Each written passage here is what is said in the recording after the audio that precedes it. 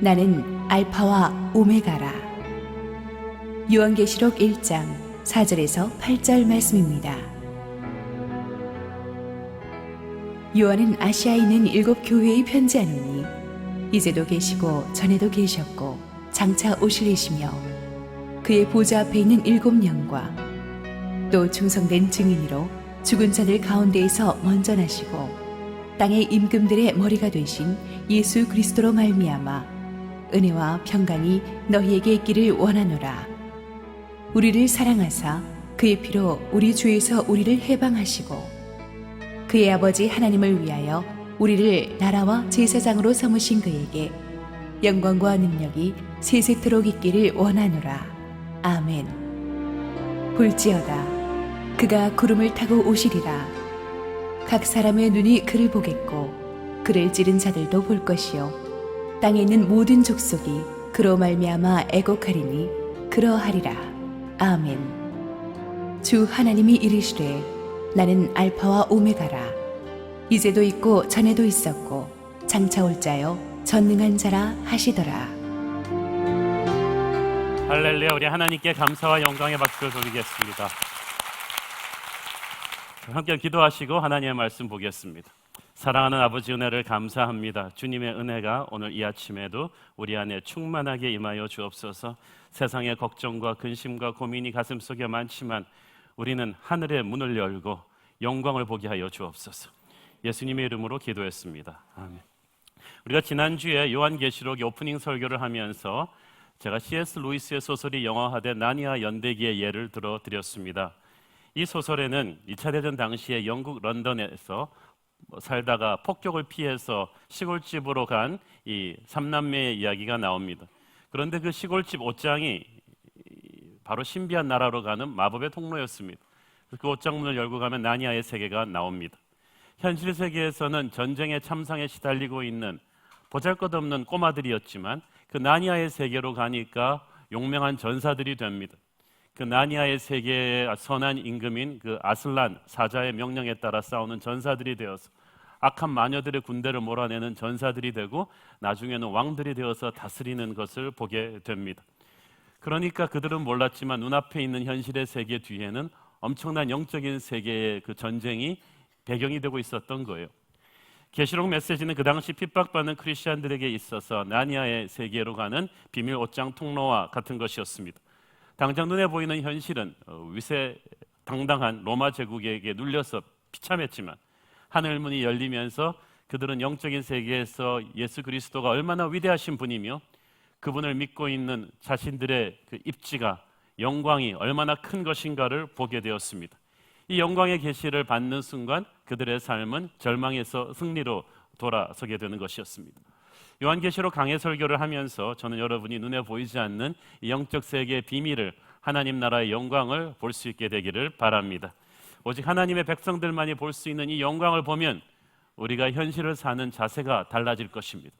큰 문제도 문제 같지 않게 여겨질 것이며 어떠한 상황에서도 능히 이겨낼 수 있는 담대함을 가지게 될 것입니다. 요한계시록은 예언서이기도 하지만 7 교회에 보내는 서신서입니다. 7 교회라는 것은 정확하게 그 당시에 있던 교회들을 의미합니다. 그래서 계시록의 모든 메시지를 우리는 상징적으로만 다루어서는 안 됩니다. 실제적으로 그 당시 존재했던 7 교회의 아주 실제적인 문제들을 다루어진 서신서였습니다. 소아시아 지역의 교회들이 많았지만 왜 7 교회만 택했는가? 지난주에 말씀드렸듯이 7이라는 숫자가 완전 숫자입니다. 그 당시에 있던 모든 지상교회들을 대표하는 교회라고 말할 수가 있습니다. 그 당시 교회들이 이 로마 제국의 핍박에 시달리면서 어떨 때는 존폐의 위기에 놓이기도 했지만 교회는 강한 생명력을 가지고 살아남았습니다. 그러면서도 교회는 안팎의 여러 가지 문제와 씨름하고 살아남아야만 했습니다. 그래서 이 7 교회에게 가는 메시지는 그 후로 지상에 존재할 모든 교회들에게 가는 메시지이기도 한 것입니다. 여기를 보니까 하나님께서 은혜와 평강을 주시기를 원한다고 되어 있습니다. 이 4절 5절을 보면은 성부, 성자, 성령 하나님께서 한꺼번에 등장하는 성경에서 몇 안 되는 본문 중에 하나입니다. 그 세 분이 한꺼번에 등장하는 경우가 그렇게 많지가 않습니다. 여기 보니까 4절에 먼저 성부 하나님이 등장하십니다. 이제도 계셨고 전에도 계셨고 장차 오시리는 바로 영원하신 분 성부 하나님을 가리킵니다. 히브리어에는 스스로 계신이라고도 표현합니다. 그 다음에 성령 하나님이 나타나십니다. 그의 보좌 앞에 있는 일곱 영이라고 했습니다. 이 일곱 영은 각각 다른 영 일곱 개를 말하는 것이 아니고 같은 분 성령 예수님을 설명하는 것입니다. 이사야서 11장 2절 보겠습니다. 시작. 그의 위에 여호와의 영, 곧 지혜와 총명의 영이요 모략과 재능의 영이요 지식과 여호와를 경외하는 영이 강림하시리니. 여기서 잘 보면 같은 성령님을 일곱 가지 특성으로 표현을 하죠. 그래서 일곱 영이라는 거예요. 똑같은 성령님 한 분을 말하는 것입니다. 5절에서는 성자 예수님이 나타납니다. 충성된 증인으로 죽은 자들 가운데서 먼저 나시고 땅의 임금들의 머리가 되신 예수 그리스도, 성자 예수님의 등장입니다. 이 성부, 성자, 성령님께서 너희에게 은혜와 평강을 주기를 원한다는 거예요. 요한계시록이 성도들을 격려하기 위한 책이라고 말씀드렸죠. 그런데 격려하는 방법에서 항상 이 사도 바울이나 요한이 은혜와 평강을 축원합니다. 왜냐하면 그 당시 초대교회의 큰 구성원은 하나는 이방인 출신 크리스찬들이고 하나는 유대인 출신 크리스찬들입니다. 은혜란 것은 용서할 수 없는 사람을 용서하고 평소에 선빈 취급받지 못하던 완전히 선 밖에 있던 사람들을 쌓아주는 하나님의 축복이에요. 사랑할 수 없는 사람을 사랑하고 버림받았던 사람들을 끌어안는 거예요. 그런 의미에서 이방인 크리스찬들에게 있어서 이 은혜라는 말만 들어도 눈물이 확 쏟아집니다. 하나님의 은혜가 있기를 원한다. 그래, 그렇지. 내가 구원받을 수 없는 이방인이었는데 하나님의 은혜로 구원받았지. 그래서 이 은혜가 있기를 원한다는 말이 이 이방인 크리스찬들한테는 아주 찡한 언어죠. 그에 비해서 샬롬, 하나님의 평강을 말하는 이 샬롬은 유대인 크리스찬들이 구약 성경 시대 때부터 가장 많이 썼던 단어입니다. 이 샬롬은 은혜를 누리는 사람들이 누리게 되는 영적인 평안함이에요. 담대함이에요. 아무리 돈을 많이 벌어도 이래서 이 샬롬이 없으면 축복받은 게 아니에요. 아무리 출세를 해도 이 샬롬이 없다면 축복받은 게 아니에요. 그래서 이 은혜가 충만한 이 상태를 가리키는 것이 샬롬인데 유대인 크리스찬들은 이 말을 좋아해요. 그래서 항상 요한이나 바울 서신에 보면은 은혜와 평강이 너에게 있기를 원한다는 말을 동시에 하는 것이 유대인 크리스찬들에게 또 이방인 크리스찬들에게 똑같은 축복을 주고 싶은 것입니다. 은혜가 믿음의 여정의 시작이라면 이 평안은 그 여정의 완성이죠. 이 은혜와 평강을 성부, 성자, 성령께서 너희들에게 주실 것이다. 너희들은 반드시 삼위일체 하나님이 주시는 이 은혜와 평강을 경험해야만 한다. 왜냐하면 그 은혜가 없이는 이 무정한 세상을 살아남을 수가 없기 때문입니다. 특별히 그 당시처럼 핍박받는 초대교인들은 은혜를 받지 않으면 살 수가 없어요. 우리같이 이렇게 쾌적한 환경에서 사는 사람들은, 종교의 자유가 있는 국가에서 사는 사람들은 은혜가 절실하지 않을 수 있어요. 오늘 교회 좀 빠지고 골프 치러 가도 다음 주에 또 목사님 있겠지 뭐 오늘 좀 성경 안 읽어도 서점에 가면 성경책 쌓여 있는데 뭐 그럴 수가 있는데, 이 사람들은 내일이 없는 것처럼 예수를 믿었어요. 내일이면 또리네 집이 로마에 끌려가서 죽을지도 몰라요. 내일이면은 영인의 집이 어떻게 될지 모른다는 거죠. 오늘 은혜를 받지 않으면 살아남을 수가 없다는 것. 사랑하는 여러분, 저는 이런 절실한 마음으로 여러분이 은혜를 받기를 바랍니다. 일곱 교회 보내는 서신의 오프닝에서 요한은 하나님께서 너희에게 은혜와 평강을 주시기를 원할 겁니다. 하나님의 은혜를 받아야 너희들은 살 수 있다. 은혜를 받으면 이 모진 세상의 고난보다 더 큰 능력을 체험하게 될 것이다. 이 메시지를 주고 있는 것입니다. 5절 6절부터는 요한은 특별히 삼위일체 하나님 중에서 예수 그리스도의 영광을 굉장히 강조하고 있습니다. 예수님이 어떤 분이신지를 이제 차례로 소개를 하는데, 여러분, 예배란 내 문제의 해결책을 가지고 씨름하는 시간이 아니고, 예배란 그냥 하나님을 순수하게 바라보는 시간입니다. 내 문제를 하늘의 힘을 이용해서 어떻게 풀어볼까가 아니고 그냥 하나님 자체 안으로 들어가는 시간인데, 이게 내 문제랑 상관없는 것 같지만 이게 상관이 있는 거예요. 하나님이 누구신지를 자세히 구체적으로 알기 시작하면은 이게 상관없다고 생각했던 내 현실의 문제와 하나님을 아는 게 그대로 그냥 직결이 되는 것입니다. 지금 요한이 예수님을 하나하나 설명하는데 이 예수님이 누구신지를 아는 것이 핍박받는 초대교인들의 이 서바이벌, 살아남는 데 결정적인 어떤 거예요. 예배가 바로 적용이에요. 첫 번째, 예수님이 충성된 증인이었다는 걸 너희들은 알아야 한다. 예수님은 이 땅에 계셨을 때 정말 충성된 증인으로서의 삶을 사셨습니다. 예수님은 계속 하나님 얘기만 하고 사셨어요.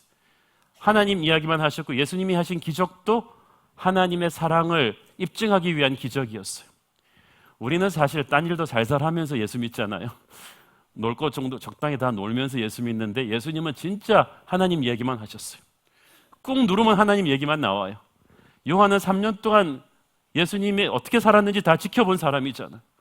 정말 돌직구로 하나님만을 전하다 간 분이 예수 그리스도이셨습니다. 그리고 그 증언 때문에 돌아가셨어요. 십자가에서. 증인이라는 말이 끝까지 가면 마투리오스, 순교자라는 말입니다. 예수님은 자신의 증언을 위해서 목숨을 걸었다. 그 예수님께서 그 증인의 바톤을 요한에게 넘기셨고 사도들에게 넘기셨고 이제 너희 7 교인들에게 넘기는 것이다. 그 말은 무슨 말이에요? 이제 너희도 예수님의 증인의 삶을 살아야 한다. 고난과 핍박을 감수해야 하는 것이다. 그대들이 가신 길은 우리 주님이 먼저 가신 길이다. 우리 주님이 먼저 로마의 핍박을 받으셨고 로마의 창칼에 죽임당하셨기 때문에 그대들이 가고 있는 이 길은 주님의 길에 동참하고 있는 것이다. 자신과 똑같은 길을 가게 하는 것은 주님이 너희들을 버린 것이 아니라 축복하고 있는 것이다. 붙잡고 계시는 것이다. 그러니 힘을 내라고 말하고 있는 거예요. 두 번째, 그 예수님은 너희들의 죄에서 자유를 주신 분이다. 5절을 보세요. 우리를 사랑하사 그의 피로 우리 죄에서 우리를 해방하시고. 사랑의 크기는 그 사랑을 위해서 치르는 대가가 결정합니다. 하나님께서 자신의 아들의 생명이라는 엄청난 대가를 치르고 우리를 사랑하셨습니다. 이 아버지의 마음에 예수님도 같이 자기의 목숨을 내어놓으셨어요. 요한복음 10장 15절 보십시오. 시작. 아버지께서 나를 아시고 내가 아버지를 아는 것 같으니 나는 양을 위하여 목숨을 버리노라. 이 말이 무슨 말이에요? 아버지와 나는 이심전심으로 십자가의 사랑을 택했다는 것입니다. 하나님께서 우리를 구원하시려고 십자가에서 예수님을 돌아가셔야 되는 걸 아시는데 예수님은 싫어요 딴 사람을 죽여요. 그럼 하나님이 억지로 끌어다가 네가 죽여야 돼 그러면서 억지로 못 박은 것이 아니라는 거예요. 또 예수님은 하시고 싶은데 하나님이 또 말린 것도 아니에요. 하나님한테 거역한 것, 내가 아들이 몇 명이나 너 하나뿐인데 네가 죽겠다고 그러면서 하나님 아버지가 말린 것도 아니에요. 아버지께서 나를 아시고 내가 아버지를 아는 것 같이 이 성부 성자께서 말없는 사랑의 눈으로 이 엄청난 일을 결정하신 거예요. 아들아 알지? 그랬더니 아들도 아버지 아시죠? 그러면서 십자가를 주신 것입니다. 이 사랑을 너희들은 알아야 된다는 거예요. 왜냐하면 지금 핍박받는 사람들이 가장 의심하는 게 뭐예요? 하나님이 나를 사랑하나? 여러분 예수 믿는데 여러분이 인생이 핍박받고 힘들 때 딱 그 생각이 들죠. 하나님이 나를 사랑하나? 그래서 요한이 가장 기본적인 이 얘기를 다시 하는 거예요. 하나님이 너를 사랑해. 나는 그래서 십자가부터 다시 알려줄 거야. 그의 피로 우리 죄에서 우리를 해방하시고 십자가의 의미가 얼마나 엄청난 것인가를 말해주는 거예요. 십자가는 자유야, 해방이야. 아담과 이브의 범죄 사건 이후부터 우리는 죄의 노예가 되어버렸습니다. 착하게 살던 사람이 해맑은 이웃을 얼굴을 한 어느 이웃의 꿰매 넘어갑니다. 가방 하나만 배달해 달라는 것입니다. 알고 보니 이웃은 범죄 조직의 보스였고 그 배달해 달라는 가방은 마약이었습니다. 이 굶고 있는 아이들 생각에 그냥 아무 생각 없이 돈 받고 그 마약을 날라주는 일을 했는데 그리고 나서는 협박당하기 시작합니다. 이제 너와 나는 공범이 되었다. 경찰에 알리면 둘 다 감옥 간다. 할 수 없이 그때부터 이 사람은 범죄 조직의 하수인이 됩니다.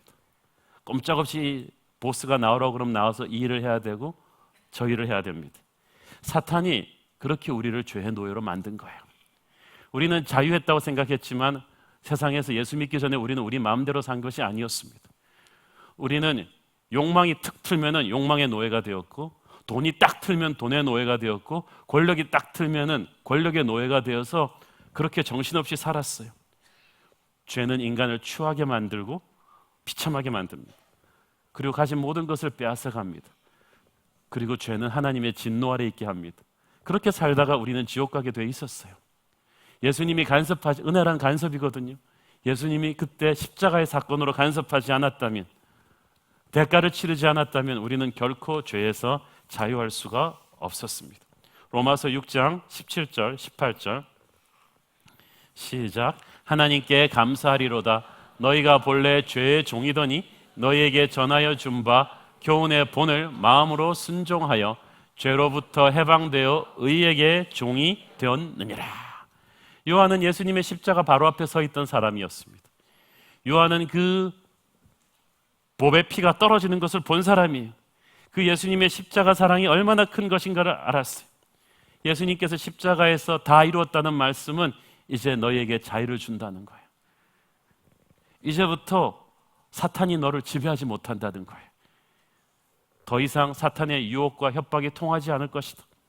너의 과거의 죄의 기록이 삭제가 될 것이고 너의 미래의 죄의 지배가 무너지게 될 것이다. 기독교 신앙의 기본적인 중에 기본인 이 십자가 사랑을 요한은 왜 다시 한번 이 핍박받는 교인들에게 반복하고 있는 것입니까? 로마가 그대들을 아무리 핍박한다 해도 주님의 십자가 사랑이 얼마나 큰 것인지를 너희들은 잊지 말아라. 그 사랑은 변하지 않았다. 마치 십자가에 못 박히신 아들의 부르짖음을 보면서 하나님 아버지의 사랑이 변하지 않았듯이 고난받는 너희들을 보면서 주님의 십자가 사랑은 변하지 않았다. 세상이 너희들의 육체를 손댈 수는 있어도 영혼을 터치할 수는 없는 것이다. 그 사랑이 지금도 너희들 속에 흐르고 있으니까 절망하지 말라는 거예요. 여러분, 이 예수님의 십자가 사랑은 성경의 모든 말씀을 이해하는 패스워드입니다. 이 십자가 사랑은 여러분이 이해할 수 없는 모든 힘든 현실을 이해하는 패스워드가 됩니다. 예수님의 나를 십자가의 사랑으로 사랑하셨는데 예수님께서 이 일을 허락하셨다면 이유가 있는 거예요. 그러므로 어떤 힘든 상황 속에서도 이 십자가 사랑을 입력하면 여러분의 가슴에서 소망이 솟구쳐 오를 것입니다. 지금 요한은 그 얘기하는 거예요. 그가 죽은 자 가운데서 먼저 나시고 그가 죽음을 이기셨다. 죽은 자 가운데서 먼저 나셨다는 말은 의미가 있습니다. 예수님의 십자가의 죽음과 부활이 예수님 한 분만 살리는 것이 아니고 이제 예수를 믿는 우리 모두의 죽음을 이기는 부활 승리의 시작이라는 거예요. 신호탄이다. 고린도전서 15장 20절 보겠습니다. 시작. 그러나 이제는 그리스도께서 죽은 자 가운데서 다시 살아나사 잠자는 자들의 첫 열매가 되셨도다. 사망이 한 사람으로 말미암았으니 죽은 자의 부활도 한 사람으로 말미암는도다. 아담 안에서 모든 사람이 죽은 것 같이 그리스도 안에서 모든 사람이 삶을 얻으리라. 옛날에는 살아도 사는 것이 아니었다는 거죠. 이제는 진짜 사는 거야. 이제는 삶을 얻으리라. 시작입니다. 지금 핍박받는 초대교회 성도들이 가장 두려워하는 게 죽음이거든요. 예수 믿기 때문에 감옥에 끌려가서 죽는 것, 직장을 잃어서 굶어 죽는 것, 아이들이 학교에서 쫓겨나서 미래가 없는 것, 모든 것이 죽음의 공포로 가고 있는데 요한은 말하고 있습니다. 죽음을 이기신 부활의 능력이 너희 안에 흐르고 있다. 죽음을 이기실 수 있다면 그분이 이기지 못할 것은 아무것도 없다. 두려워하지 마라. 그리고 말합니다. 그분은 땅의 임금들의 머리가 되신다. 우리는 이거 쉽게 읽지만 그 당시 이 말은 반역입니다. 로마 황제가 모든 왕들의 왕인데 로마 황제도 땅의 임금이거든요. 주님께서 그 로마 황제의 머리가 되신다. 이 말 자체가 반역입니다. 그런데 이 말을 요한은 아무 꺼리낌 없이 하는 거예요. 요한은 지금 로마가 자기를 어떻게 할까에 대해서 로마의 검열 이런 거 별로 상관이 없는 사람입니다. 도미티아누스가 아무리 자신이 신이라고 우겨도 그 사람은 앞으로 몇 년 살지 못한다. 정권은 바뀔 것이다. 제국은 무너질 것이다. 그러나 그분들 위에 계신 분이 바로 예수 그리스도이시다. 모든 땅의 임금을 다스리는 예수 그리스도가 너희들의 왕이 되시니까 용기를 내라. 걱정하지 말라는 거예요. 그리고 그분이 너희를 나라와 제사장으로 삼으셨다. 나라와 제사장으로 삼으셨다는 이 말이 굉장히 또 중요합니다. 영어로 보니까 He made us His kingdom. 우리는 나라를 생각할 때 지리적인 영토가 먼저 있어야 됩니다. 영토가 있고 빼앗긴 강산에도 봄은 오는가. 영토를 뺏기면 나라를 뺏긴 거예요. 영토가 있어야 되고 주권이 있고 국민이 있어야 되는데 하나님의 나라는 이 땅의 지리적인 영토의 개념이 아닙니다. 하나님의 나라는 하나님의 다스림이 있는 곳이면은 다 하나님의 나라가 되는 거예요. 예수님께서 이 땅의 나라는 나의 나라가 아니다. 나의 나라는 이 땅에 속한 것이 아니라고 하셨습니다. 요한은 지금 뭐라고 말하고 있는 것입니까? 너희의 나라는 로마가 아니라 실은 하나님 나라다. 지금 눈에 보이는 나라 시민권이 로마일 뿐이지 너희들의 영원한 시민권은 하늘나라야. 그걸 믿어야 된다는 거예요. 지금처럼 너희들을 잔인하게 핍박하는 로마의 황제가 너희의 임금이 아니고 너희의 임금은 바로 예수 그리스도이시다. 로마는 바뀔 것이다. 너희들은 바뀌지 않는 영원한 하나님 나라 시민이다. 그러므로 로마의 황제를 보고 나의 주 나의 하나님이라고 부를 필요가 없다. 이 땅에서 출세하려고 목숨을 걸 필요가 없다. 하나님의 다스림을 받는 너희들이 이제부터 하나님의 나라가 되는 것이다. 우리가 국가대표 선수들이 축구를 해서 지면 선수들이 졌다 그러지 않고 한국이 졌다 그러잖아요. 그러므로 여러분 자체에게 대표성이 있는 거예요. 주님이 여러분을 구원하시고 세상 속으로 보내시는 하나님의 나라로 만드셨다는 건 그런 거예요. 여러분이 호주 시드니로 이민을 가면 그때부터 하나님의 나라가 거기로 임하는 거예요. 그리고 거기서 여러분이 말씀대로 살기 시작하면 하나님의 나라가 확장되는 것입니다. 문제가 있어요. 세상의 나라는 어둠의 권세가 장하고 있기 때문에 하나님의 나라가 오는 걸 싫어합니다. 그렇기 때문에 정상적인 크리스천에게 있어서 삶 자체는 영적 전쟁입니다. 왔다는 것 자체가 침략입니다. 그러므로 여러분 가서 사탄과 사이좋게 지내려고 노력하지 마세요. 나는 싸우기 싫어. 평화를 사랑하는 사람이야. 마귀와 싸우기 싫어. 여러분이 예수 믿고 숨을 쉬고 살아있던 것 자체가 지금부터 전쟁이라는 거죠. 존재한다는 것 자체가 전쟁입니다. 그래서 피할 수가 없어요. 영적인 전쟁은. 그래서 여러분이 어느 지역으로 갈 때 여러분은 관광객이 아니라 군인입니다. 교회가 존재할 때 교회는 유람선이 아니라 군함으로 존재하는 거예요. 타는 게 달라요. 누가 그러는데 왕따는 왕 대신 주님을 따르는 자들이라고는 말이 정말이라고 합니다. 세상 속에서 하나님의 나라 백성으로 산다는 것이 그것입니다. 왕을 따르는 자들이기 때문에 왕따 당할 각오를 하는 것입니다. 이 각오를 바짝 하지 않으면 우리가 나약해진 크리스천이 되는 거예요. 우리가 군인이라는 생각이 없으니까 많은 사람들이 교회가 학교라고 생각해요. 성경 공부하는 곳. 병원이라고 생각해요. 치유받는 것. 병원이라고 생각하는 교회는 전부 다 환자들 같아요. 학교라고 생각하는 사람 다 학생들 같아요. 막 뺑뺑이 치고 자세들이 안 좋아요. 근데 우리는 군인이란 말이에요. 군기 흐트러지면 그냥 죽습니다. 패배하면 죽음입니다. 포로가 되면 죽음보다 더한 수치를 살아야 됩니다. 그래서 교회는 정신이 바짝 차려 있어야 돼요. 군인이 총을 쏘는 것과 학생이 공부하는 것과는 차원이 다르죠. 우리를 주님께서 나라로 삼으셨다. 어둠의 나라와 부딪힐 하나님의 나라, 주님의 군대가 될 것이다. 그 다음에는 하나님께서 우리를 제사장으로 세우셨다. 옛날에는 구약시대 때는 하나님과 사람 사이가 멀었어요. 그래서 제사장이라는 중보자가 있어야 됐어요. 그런데 예수 그리스도께서 십자가에서 돌아가시면서 이 중보자의 역할을 스스로 하심으로써 우리는 예수를 통해서 바로 하나님께 나가는 왕 같은 제사장들이 되었습니다. 이 말은 무슨 말이냐 하면 이제부터 우리가 세상 속에서 살 때는 이 제사장은 세상 속에서 예배자가 되어야 합니다. 우리는 세상 속에 살면서 십자가의 보혈에 기초한 예배를 드림으로써 그 땅에 임할 하나님의 진노를 막고 있어요. 굉장히 중요한 말입니다. 예레미야서 5장 1절을 보면은 내가 의인 한 사람만 찾으면 이런 제사장으로 그 도시를 위해서 예배할 제사장적인 크리스천 한 사람만 찾으면 예루살렘을 살려주겠다고 했습니다.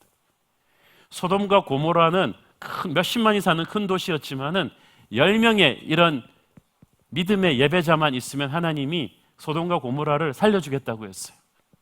그러니까 우리가 드리는 예배가 한 사람의 10사람의 아주 고독하고 보잘것없는 예배가 그 도시 전체의 어두운 죄악을 상쇄하고도 남음이 있다는 거야. 그래서 여러분의 존재가 굉장히 중요해요.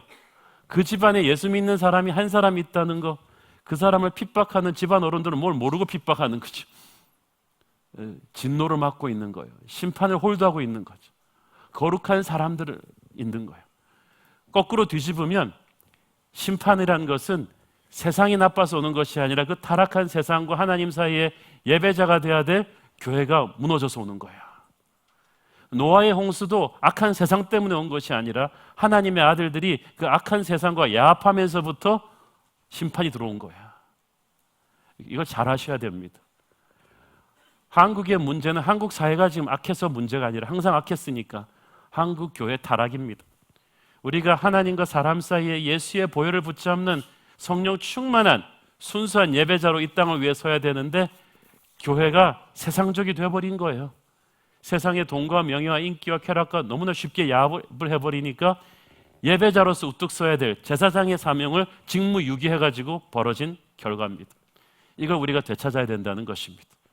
교회는 예배자로서의 사명을 회복해야만 됩니다. 딴짓하면 안 돼요. 예배자로 서야 돼요. 6절에 보니까 주님께서는 아버지 하나님을 위하여 우리를 나라와 제사장으로 삼으셨다고 했어요. 이렇게 제대로 된 하나님의 나라 제사장으로 서는 것이 아버지 하나님의 뜻이라는 것입니다. 하나님은 우리를 괜히 구원하신 것이 아니고 이 땅에서 그런 사명을 주셨습니다. 요한은 기죽어 있던 초대교인들에게 이런 사명감을 일깨우면서 위축되지 마. 너희들은 그렇게 엄청난 사람들이야. 7절부터는 오실 예수님의 영광을 이야기하고 있습니다. 7절 같이 읽겠습니다. 시작. 볼지어다 그가 구름을 타고 오시리라. 각 사람의 눈이 그를 보겠고 그를 찌른 자들도 볼 것이요 땅에 있는 모든 족속이 그로 말미암아 애국하리니 그러하리라. 아멘. 참 애곡하리. 잘 보세요. 성경에서 여기서 말하는 구름은요, 구약 성경에서 여러분 구름이라는 말을 다 찾아보세요. 구름은 하나님의 영광의 임재입니다. 솔로몬의 성전 봉헌할 때도 하나님의 영광이 구름으로 임재하셨고, 시내산의 모세가 하나님과 독대할 때도 하나님의 샤카이나 글로리, 그 영광의 임재가 구름 속에서 임하셨고, 구름 기둥 불 기둥이 이스라엘 백성들을 40년 동안 지켰죠. 예수님께서 오실 때 이 하나님의 fullest glory of God, 하나님의 엄청난 영광의 임재를 그대로 보여주면서 오신다. 각 사람의 눈이 그를 보겠고, 예수님의 초림과 재림의 차이는 확연합니다. 예수님의 초림은 고요한 밤 거룩한 밤 베들레헴의 말구 위에서 겸손하고 조용하게만 나셨습니다. 그러나 예수님의 재림은 다릅니다. 전 세계 사람들이 시간대 상관없이 지역 상관없이 동시에 볼 수 있도록 크고 분명하고 엄청난 임재입니다. 한국은 시간대가 빠르니까 먼저 주님을 보고 이런 거 아니에요. 동시다발적으로 모든 사람의 눈이 그를 보겠고, 특별히 요한이 강조하고 있는 것은 심판입니다. 그를 찌른 자들, 예수님을 십자가에 못 박고 교회를 핍박한 원수들이죠. 땅에 있는 모든 족속이 그로 말미암아 애곡하리니, 그 말은 복음을 거절했던 사람들, 심판을 우습게 본 사람들이 그때서야 심판의 주 앞에 아무 준비 없이 서야 된다는 걸 깨닫고 통곡하게 될 것이라는 뜻입니다. 성경은 심판의 이 단호함에 대해서 분명하게 얘기합니다. 데살로니가 후서 1장 6절부터 9절까지 시작. 너희로 환난을 받게 하는 자들에게는 환난으로 갚으시고 환난을 받는 너희에게는 우리와 함께 안식으로 갚으시는 것이 하나님의 공이시니, 주 예수께서 자기의 능력의 천사들과 함께 하늘로부터 불꽃 가운데 나타나실 때에 하나님을 모르는 자들과 우리 주 예수의 복음에 복종하지 않는 자들에게 형벌을 내리시리니, 이런 자들은 주의 얼굴과 그의 힘의 영광에 떠나 영원한 멸망의 형벌을 받으리로다. 아멘. 아주 성경은 아주 무섭도록 심판의 단호함을 정확하게 이야기합니다. 악한 자들이 아니라 하나님을 모르는 자들이에요. 하나님을 모르면서도 나름대로 선하게 사는 사람들이 있지만 이게 소용이 없다는 것입니다. 당시 이 초대교회 성도들이 견딜 수 없었던 것은 악인들의 형통입니다. 교회를 핍박하고 힘들게 하는 사람들은 떵떵거리고 잘 사는데 믿음대로 살려고 하는 사람들은 직장도 잃고 아이들도 학교에서 쫓겨나고 너무나 힘든 거예요. 그런데 요한은 말하고 있는 거예요. 주님 다시 오실 때 세상에서 가장 정의롭고 공평한 심판과 보상이 이루어질 것이다. 걱정하지 마라. 요한은 이 주님의 재림의 영광의 주님을 입이 푸르트도록 강조하고 있습니다. 왜냐하면 로마의 화려함과 강성함에 위축된 당시 크리스천들의 가슴에 잠겨있는 생각은 잘 나가는 세상에 비해서 믿음을 지키는 자들이 요즘 말로 너무 없어 보였기 때문이죠. 세련된 사람들은 다 교회를 핍박하는 사람들이고, 잘 나가는 사람들은 다 믿음을 우습게 여기는 사람들이고, 예수 믿는 사람은 직장도 떨어지고 학교에서도 쫓겨나고 추방당하는, 이게 뭔가.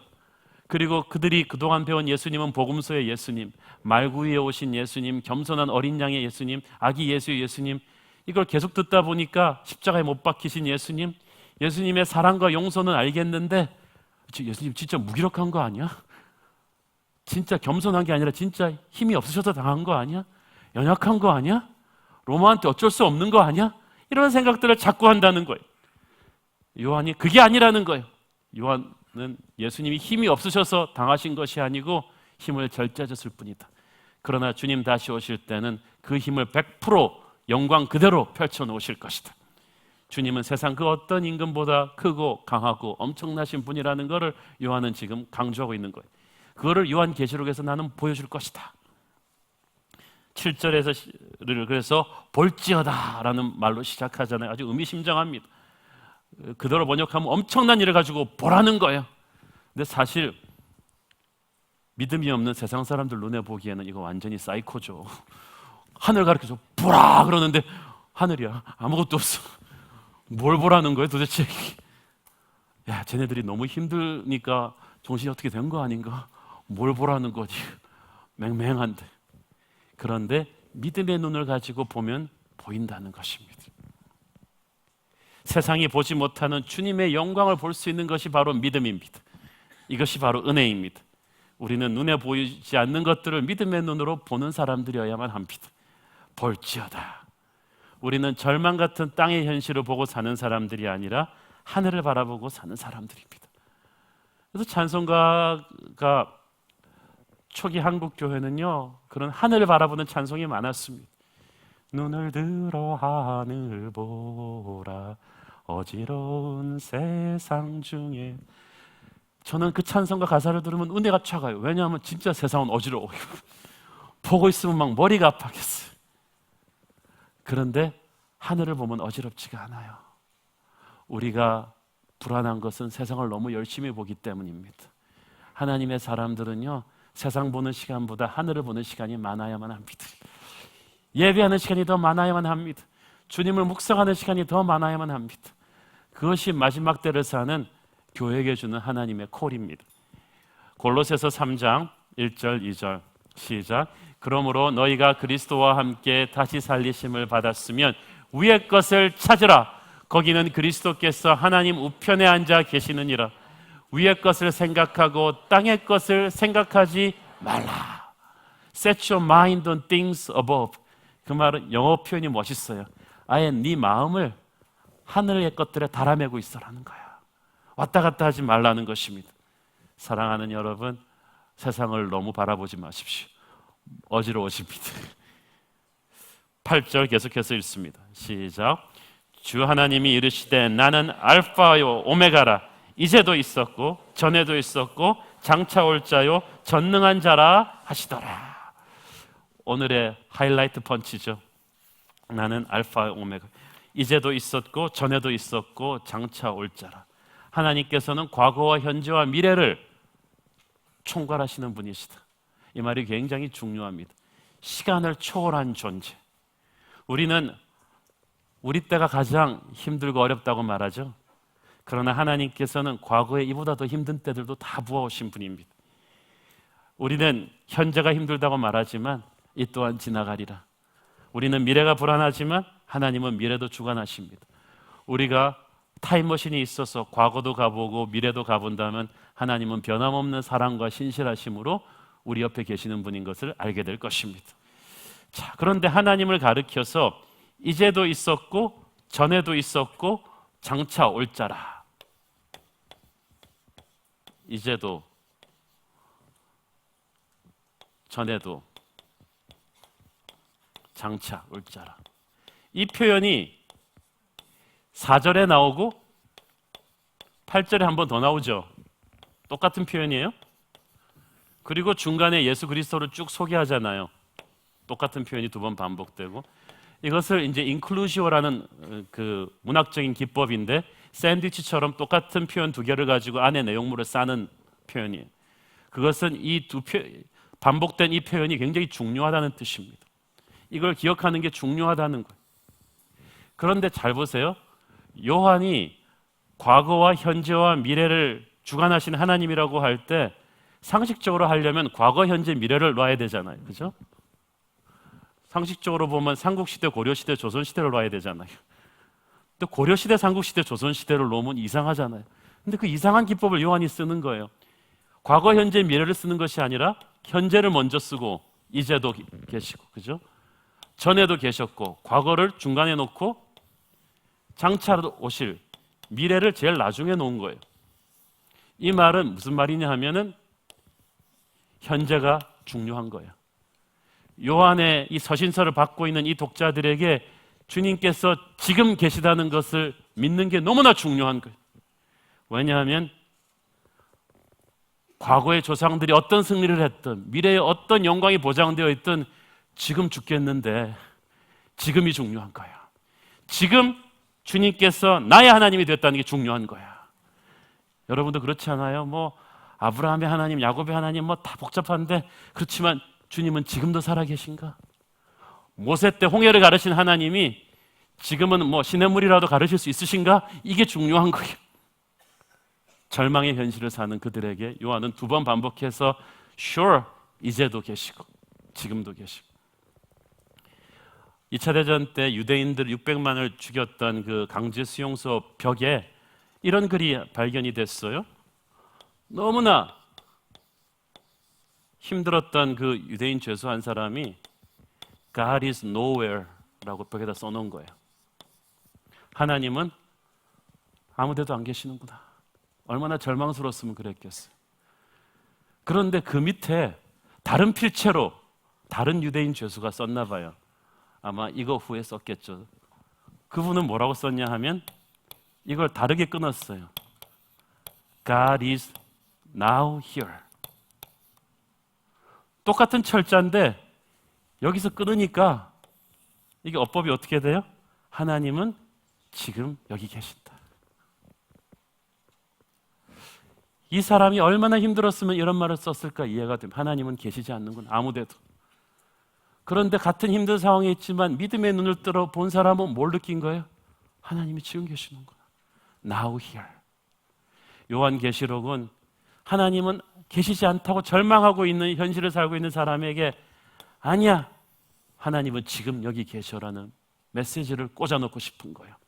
그래서 계시를 보여주는 거예요.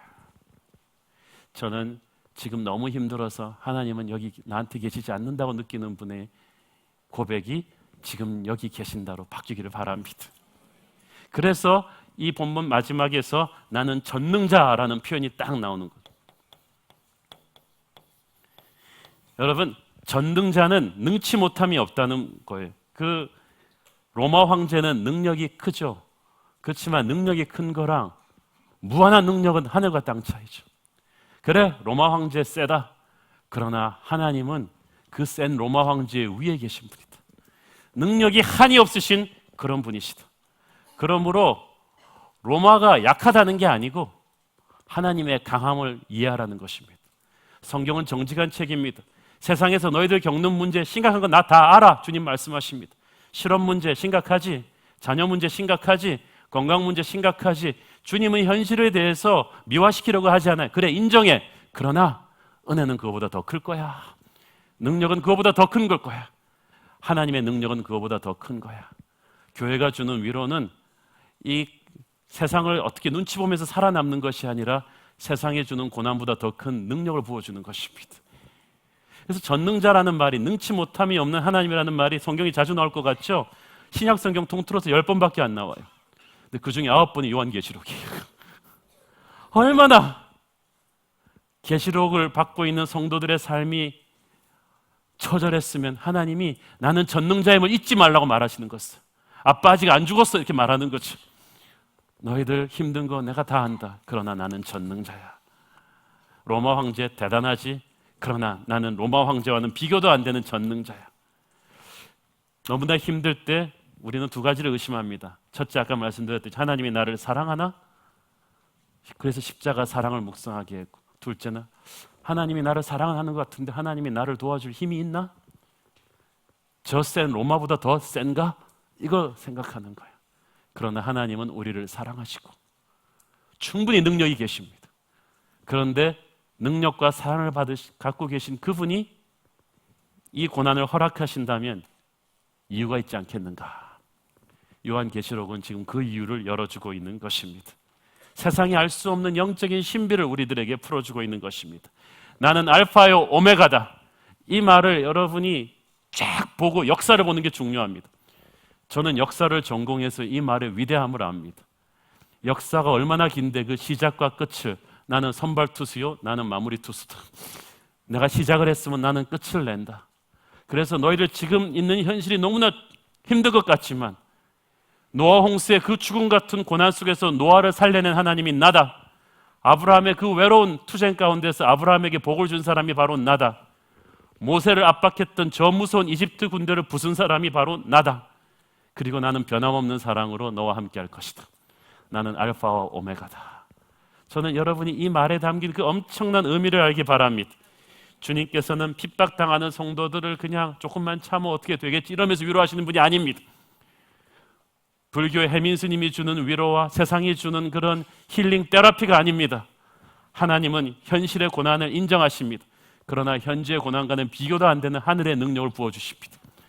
저는 우리 오늘날의 교회들이 너무 나약해졌어요. 힐링 세미나, 치유 세미나 이것도 필요하죠. 그렇지만 그게 전부가 아니에요. 주님은 나약한 분이 아니십니다. 십자가의 주님은 이제 구름 타시고 오실 영광의 주님인 것입니다. 위대하고 강하신 그분의 이름을 찬양하는 담대함이 교회 회복되기를 바랍니다. 교회는 주님의 병원이 아니라 주님의 군대입니다. 야성을 되찾으셔야 합니다. 어깨를 축 펴시고 저는 우리 크리스천들이 강하고 담대해졌으면 좋겠습니다. 세상 앞에서 쿨해졌으면 좋겠습니다. 비굴해지지 않았으면 좋겠습니다. 하나님의 교회는 그렇게 엄청난 것입니다. 여러분은 하나님의 나라요 제사장입니다. 존재하는 것만으로도 사탄에게 압박감을 줍니다. 여러분이 말씀까지 순종하기 시작하면은 어둠의 군대가 물러가기 시작할 것입니다. 새로운 교회는 그런 주님의 영광이 가득한 교회 되기를 축원합니다. 기도하겠습니다.